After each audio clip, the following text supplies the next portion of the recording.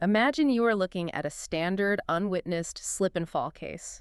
Like, someone trips in the Bronx in 2018. Sounds simple, right? Yeah, you'd think so. Just a standard everyday claim. Right. Well, today, we are unpacking how that simple case allegedly became a vehicle for a massive, multi-million-dollar financial swindle. It's honestly a staggering transformation when you look at the details. It really is. I mean, you go from a cracked sidewalk to phantom surgeries, shadow banks, and this, like, Wall Street-style debt market operating right under our noses. Exactly. So our mission for this deep dive is to explore what legal insiders are now calling the new battleground. Oh, it is definitely a battleground. Yeah, we are talking about the massive rise in third-party fraud actions against referral medical providers, medical facilities, and even billing management companies. Which is a huge shift in how these cases are defended. Right. And to do this, we are pulling from a highly detailed third-party summons and complaint from the Supreme Court of New York, Bronx County. The index number is 261102018E for anyone keeping track. Yeah, the original case is Shadiah Norwood versus Sobro Sharp III LLC. That's the one. And it's honestly fascinating. This third-party complaint was drafted by the defense firm Weiner, Millo, Morgan, and Bonanno, specifically D.C. John Bonanno. And it's worth noting, this is what you might call a Iko Darling-Liakis case. Oh, yeah. Although, strangely, even though Liakis is the plaintiff's counsel of record, if you search for it in e-courts, it still shows up as a David Resnick and Associates case. I mean, does the system need a major upgrade or what? Yeah, seriously. Yeah. But before we really get into the mechanics of this whole thing, I need to step in and establish some ground rules for you, the listener. Very important. Right. So we are going to be exploring what this specific legal complaint alleges. We are not taking sides. We are not declaring anyone's guilt or innocence. Right, we're just reading the source material. Exactly. We're not endorsing any viewpoints here. Our goal is simply to break down the fascinating mechanics of the, quote, fiscal chicanery that's described in these legal documents. Just looking at the blueprint of how these systems are said to operate. Oh, precisely. Okay, let's unpack this. Because to understand how a scraped knee turns into a venture capital debt vehicle, you first have to understand the medical anomalies that triggered this whole investigation. Right, the medical red flags. Yeah, so let's look at how a normal personal injury case escalates. The complaint details the medical treatment the plaintiff received after her fall. And the very first major red flag involves a surgeon named Dr. Saad Chaudhry. And he's at Mount Sinai Hospital, right? Yep, Mount Sinai. According to the billing records, he charged $27,955 for a highly complex spinal surgery on the plaintiff. This was back in October 2018. And the specific billing code they use there is incredibly important. Oh, for sure. Yeah, the code was 63030. Now, in the medical coding world, that is not just like a quick outpatient checkup. Not at all. No. That code bundles several very severe, very invasive actions together. We are talking about a laminotomy, a foraminotomy, a facectomy, and a discectomy. Okay, let's translate that for a second because those are some big words. Sure. What does that actually mean physically for the patient on the table? Well, physically, it means the surgeon is actually cutting into the lamina, which is the bony arch of your vertebra. Ouch. Right. And they are opening up the nerve pathways. That's the foraminotomy. They are physically removing part of the spinal joint, the facetectomy. Yeah. And they are taking out herniated disc material. So it's a major physical alteration of the human spine. Oh, absolutely. It leaves undeniable, permanent anatomical evidence behind. Which brings us to the massive plot twist in the document. Yes. The MRIs. Exactly. The defense, as they usually do, eventually gets their hands on the post-surgical MRIs of the plaintiff's spine taken in August 2019. Right. And they have an independent expert radiologist, Dr. Mayer, review them. And the complaint alleges that the MRI shows absolutely no evidence that a foraminotomy, a facetectomy, or a discectomy ever happened. Which is just wild. And, you know, it's not just the defense's hired expert saying this. The complaint actually points out that the plaintiff's own radiology experts at Lenox Hill Radiology reviewed those exact same MRIs. Yeah. Plus another set that were taken years later in 2024. And their reports note that she had a laminectomy, yes, but they make zero mention of the other procedures. Wow. In fact, the physical condition of the specific disc in question was reportedly identical in 2018 and 2024. It's like a Schrodinger's surgery. Huh. That's a good way to put it. I mean, you have this incredibly invasive, highly expensive medical procedure that simultaneously exists on a billing ledger, but then completely ceases to exist the moment you look at an actual MRI. It just vanishes. Wait, so if the MRI shows the disc is completely untouched, how do they justify bundling these specific procedures into the billing code? I mean, why take the risk? Well, that's the multi-million-dollar question. Yeah. And the complaint actually introduces a second doctor that kind of illustrates how the paperwork operates independently of the reality. Okay, who's the second doctor? Dr. Jonathan Semhay. He was operating out of the Bergenfield Surgical Center. Bergenfield Surgical Center. Got it. Right. So 2 years after Dr. Chaudhary allegedly performed a discectomy on the plaintiff's L5-S1 disc. The same disc. The exact same disc. Yeah.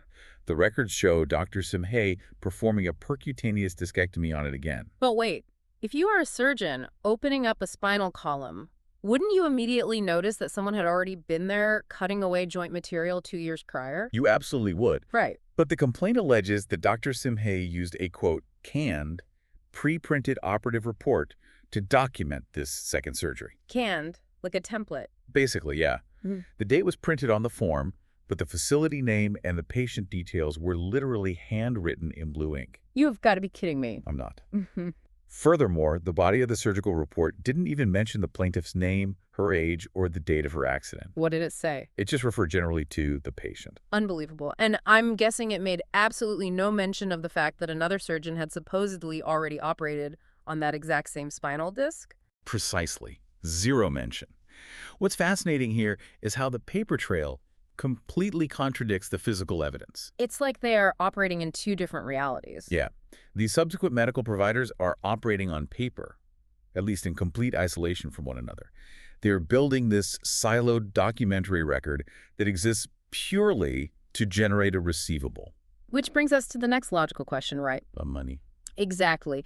If the procedures are allegedly exaggerated or, completely fabricated, what is the ultimate financial incentive? Why go through all this trouble generating fake paperwork? Because of receivables fraud. And this brings in the third doctor mentioned in the third-party complaint, Dr. Dov Berkovitz. Okay, Dr. Berkowitz, where is he based? He's at Surgicorp of Jersey City, LLC. Another facility named in the suit. Yep. Now let's look at the math on his ledger because it clearly illustrates the financial mechanism that makes this whole thing profitable. Okay, lay the numbers on me. Dr. Berkowitz billed $26,649.22 for 6 arthroscopic shoulder procedures. Over 26 grand. Okay. But the internal billing records acquired during discovery show a very specific payment structure. How so? He was paid exactly 15% of that total. It's about $4,000. And it was labeled as paid in advance.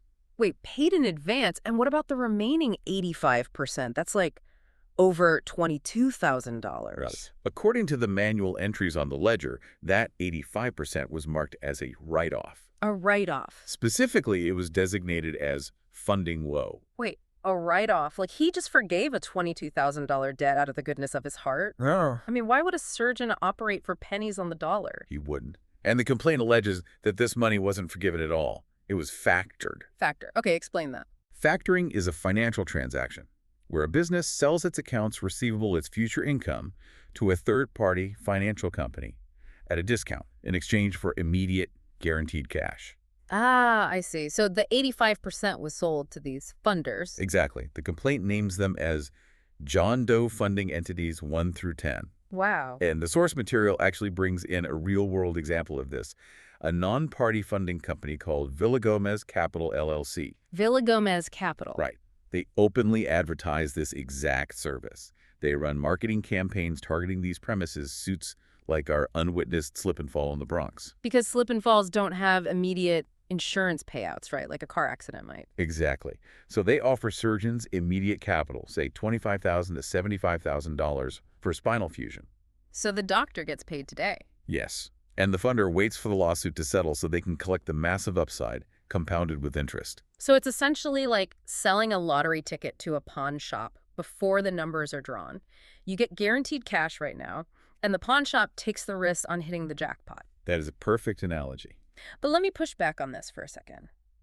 If this is a non-recourse loan, meaning the doctor doesn't have to pay it back if the slip and fall lawsuit fails, isn't this essentially risk-free money for the medical providers? Completely. Doesn't that just blindly incentivize them to inflate the bills? Mm-hmm. Because they get paid either way.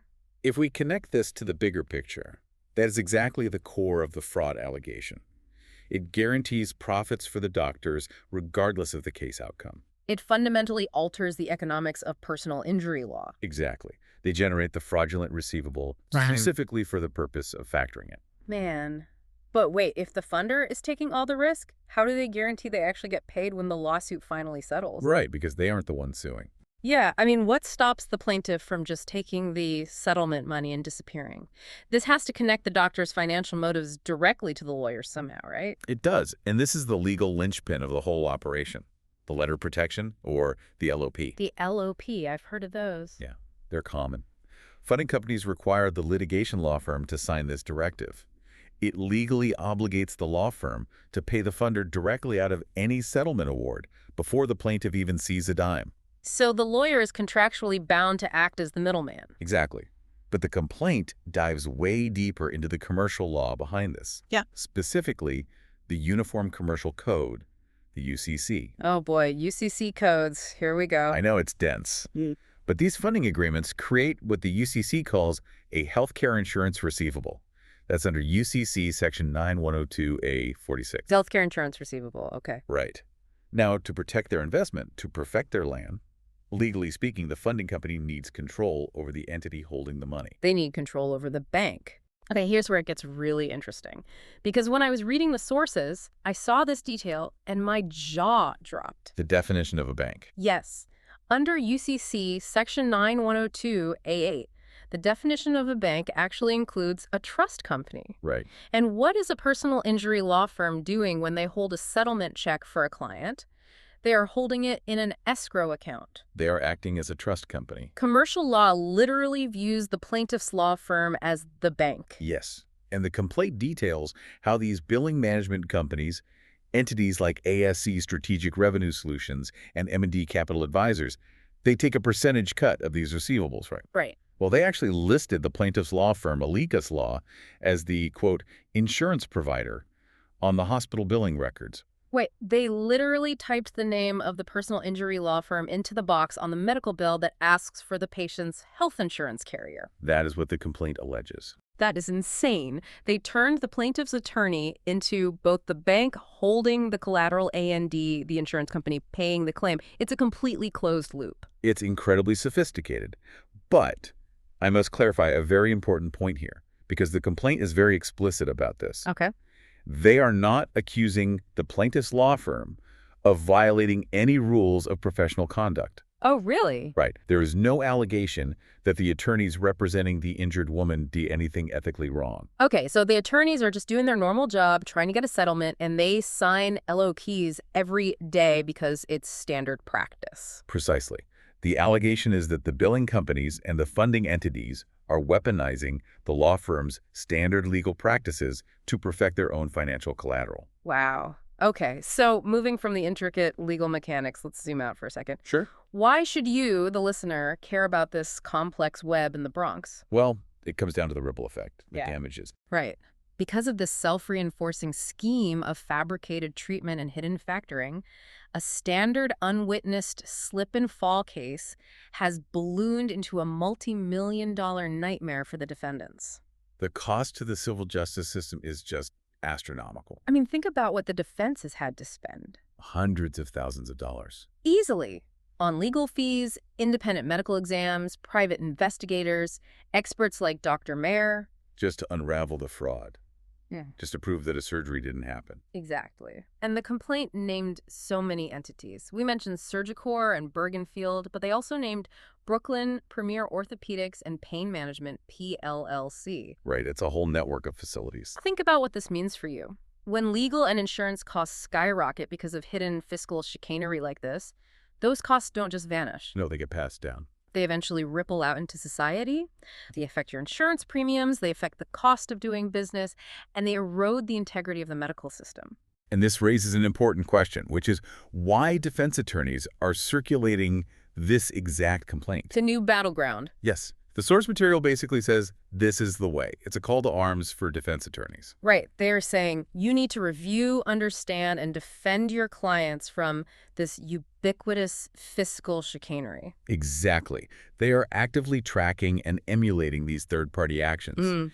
If they see comparable situations or the same individuals and firms, they are going on the offensive against the medical providers and the billing companies directly. Wow.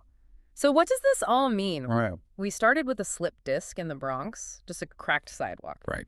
And from there, we uncovered phantom surgeries, the shadowy world of medical factoring, and finally, the obscure UCC codes that tie it all together, turning lawyers into unwitting banks. It's a lot to take in. It is.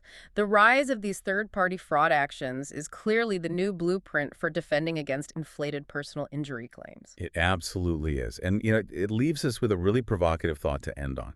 Well, think about the ecosystem of medical factoring. It operates seamlessly behind the veil of standard litigation. Yeah. And it relies heavily on the uncareful eyes of insurance adjusters who routinely pay 35 to 40% of these inflated bills voluntarily just to clear the file. Right, just to make the lawsuit go away. Exactly. So what happens to the civil justice system if these third-party funding entities eventually outcapitalize the insurance companies themselves? Oh, wow. I mean, what happens when the shadow banks have more money to fight than the institutions designed to protect the system? That is a terrifying thought. It really is. It turns the whole legal system into just a trading floor for fabricated debt. It does. Well, thank you for joining us on this deep dive. We hope this gave you a new perspective on what's happening behind the scenes of these lawsuits. Definitely keep an eye out for this kind of stuff. Absolutely. Stay curious, keep questioning the systems operating just beneath the surface, and we will catch you on the next deep dive.